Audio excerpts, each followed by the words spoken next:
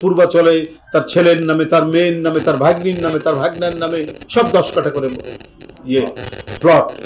এখন বেরোলো দুদকের তদন্তে শেখ হাসিনার কোথায় কোথায় সম্পত্তি কি রেখেছেন একবারে স্পষ্টভাবে আজকেই খবরের কাগজে আছে। দেখেন কি করেছে, মিথ্যা কথা দিয়ে, মানুষকে হুমকি দিয়ে, ভয় দেখিয়ে, প্রবঞ্চনা করে 16 বছর ধরে তারা ক্ষমতায় ছিলেন। তাই বলি যে আমরা সকল অত্যাচারের বিরুদ্ধে, অত্যাচারীর বিরুদ্ধে আমরা কখনোই আমাদের কণ্ঠকে নিস্তব্ধ রাখিনি যখন সুযোগ পেয়েছি, এবং এটা করতে গিয়ে আমাদেরকে বারবার গ্রেপ্তার করা হয়েছে, বারবার মৃত্যুর মুখ থেকে ফিরে এসেছি, রিমান্ডে দিনের পর দিন, মাসের পর মাস রিমান্ডে আমরা রেখেছি এই সমস্ত প্রতিবাদ করতে গিয়ে। কিন্তু তারপরেও আমরা বলবো যে শেখ হাসিনা যে কাজ করেছে, তার আইন শৃঙ্খলা বাহিনী, তার যুবলীগ ছাত্রলীগ যে কাজ করেছে, আমরা সেটা করব না। আমরা কোনো মানুষকে অপদস্থ হোক সেটা করব না। মানুষের অপরাধ থাকলে আইনসঙ্গতভাবে তার বিচার হবে, ন্যায্য বিচার হবে, সে যাতে উপযুক্ত বিচার পায়। KM হুদা, রকিবুল হুদা, হাবিবুল আউয়াল, তারা গণতন্ত্রকে ধ্বংস করেছে, তারা গণতান্ত্রিক প্রতিষ্ঠানকে ভেঙে চুরে তছনছ করে তার উপর দাঁড়িয়ে শেখ হাসিনার ক্ষমতাকে চিরন্তন করার জন্য, পার্মানেন্ট করার জন্য চেষ্টা করেছে। এটা শুধু আমরা ঘৃণা জানাই না, এদের বিচার হতে হবে অবশ্যই, তবে সেটা আইনসঙ্গতভাবে, সেটা অবশ্যই আইনি প্রক্রিয়ার মাধ্যমে। যে আঘাত আমরা পেয়েছি সেখান থেকে শিক্ষা নেবে যে না, শেখ হাসিনা যে পথ দেখিয়েছেন সেই পথে আমরা যাব না। আমরা যাব একবারই নিশ্চিত আইনি পথ, গণতন্ত্রের পথ, আইনের শাসনের পথ। এই জন্যই তো লড়াই। আমরা কেন নিজে আইন হাতে তুলে নিব?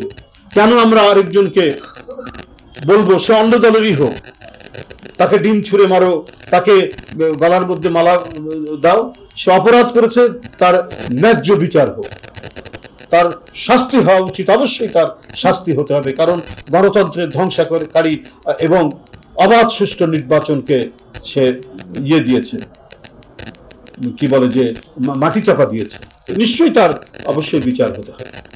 কিন্তু এর জন্য এইটা আমরা বলবো না যে লেলিয়ে দিয়ে মানে রাস্তার মধ্যে বেআইনি ভাবে তার করতে হবে, আঘাত করতে হবে, কিছু করতে হবে। এটা আমরা কোনোদিনই এই জিনিসটা আমরা বলবো না, কখনো করতে দেবো না। যার কারণে আপনারা দেখেছেন আমাদের কত ত্যাগী নেতাকর্মী তাদের অনেক ত্রুটির কারণে, বা অথবা কেউ বিএনপির নামেও অনেক যে বেআইনি যে কাজগুলো করছেন, কাউকে রক্ষা করা হয়নি। 4000 5000 নেতাকর্মীকে নানাভাবে শাস্তি প্রদান করা হয়েছে। আমাদের কষ্ট লাগে, কিন্তু তারপরেও এটা করতে হয়েছে যে পার্টি যাতে সুশৃঙ্খলভাবে, সুসংবদ্ধভাবে পরিচালিত হয়। কেউ যেন না বলে যে বিএনপির ছেলেরা কোথাও কোনো অন্যায় কাজ করছেন। এই কারণেই তো আমাদের দলের ভারপ্রাপ্ত চেয়ারম্যান এবং দল এই সাংগঠনিক পদক্ষেপগুলো নিয়ে তারা কাজ করছে। এই যে এতদিনের লড়াই সংগ্রামের পর 5 তারিখে সেই ভয়াবহ দানবীয় স্বৈরাচার জনগণের প্রবল স্রোতের মধ্যে যে বিপুল তরঙ্গ তৈরি করেছিল, সেই তরঙ্গের ধাক্কায় সে দেশ থেকে চলে গেছে। 1 তারিখে যে আমাদের যে 1 জুলাই পহেলা জুলাইয়ের যে উদ্বোধনী যে প্রোগ্রামটি হবে, সেখানেও প্রধান অতিথি হিসেবে উপস্থিত থাকবেন আমাদের 24-এর যে আন্দোলনকে সুসংগঠিত করা, শক্তি যোগানো এবং জনগণকে উদ্বুদ্ধ করা, দলের নেতাকর্মীদেরকে গতিশীল করে লক্ষ্যবস্তুতে হানার মন্ত্রণা যিনি দিয়েছেন, নেতৃত্ব যিনি দিয়েছেন, আমাদের সেই নেতা বিএনপির ভারপ্রাপ্ত চেয়ারম্যান জনাব তারেক রহমান সাহেব, তিনি সেই আলোচনা সভায় প্রধান অতিথি হিসেবে উপস্থিত থাকবেন। বন্ধুরা আমার, এই আমাদের কর্মসূচি আমরা প্রথম বর্ষপূর্তি করতে যাচ্ছি।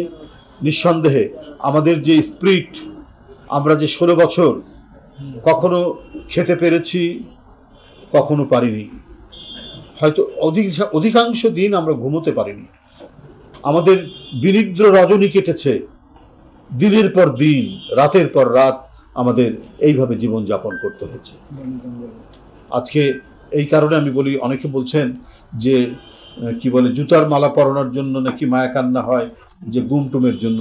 বলে ভাই, গুম তাদেরকে, তাদের উদ্দেশ্যে বলি, গুম, খুন, বিচার বহির্ভূত হত্যা, ক্রস ফায়ারের জন্য কতদিন যে আমরা রিমান্ডে থেকেছি মাদক সেবীদের সাথে, ডাকাতদের সাথে। আবার রাজনীতিবিদরা ব্রিটিশ আমলেও একটা আলাদা মর্যাদা পেত, শেখ হাসিনার পুলিশ প্রশাসন সেই মর্যাদাটুকু আমাদেরকে দেয়নি। আমাদেরকে ন্যূনতম যে একটু আলাদাভাবে যে রাখা, আমাদের রাজনৈতিক কর্মী নেতা যারা অধিকাংশ এমপি ছিলেন, বিভিন্নভাবে গুরুত্বপূর্ণ বিভিন্ন দায়িত্ব পালন করেছেন, বা ছাত্র রাজনীতি থেকে সবাই উঠে আসা, ন্যূনতম তারা মর্যাদা দেখায়নি। দেশ ছিল তার পৈতৃক সম্পত্তি, দেশ ছিল তার পরিবারের একচ্ছত্র অধিপতি, তার ছেলে মেয়েরা ছিল একবারে রাজপুত্র রাজকন্যার মতো এই দেশকে চালিয়েছেন, এবং ইচ্ছা মতো জনগণের টাকা বিদেশে পাচার করেছেন, ইচ্ছা মতো তারা বিলাস বৃত্তে বৈভবে মশগুল থেকেছেন।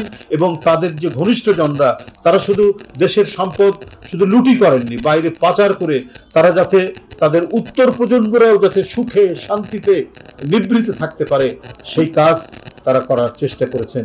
এই কারণে দুবাই দেখা যাবে অধিকাংশ সুরম্য অট্টালিকা দেখা যাবে আওয়ামী লীগের কোনো নেতা, অথবা কানাডায়, অথবা সিডনিতে, অথবা পৃথিবীর যে কোনো মনোরম রাজধানীতে অনেক সুন্দর সুন্দর বাড়িঘর হচ্ছে তাদের। কারণ জনগণের পকেট কেটে, জনগণকে দলিত মথিত করে তারা এই টাকা নিংড়ে নিয়ে আপনার বাইরে তারা পাচার করে দেশটাকে আজকে খোকলা করে দিয়েছে।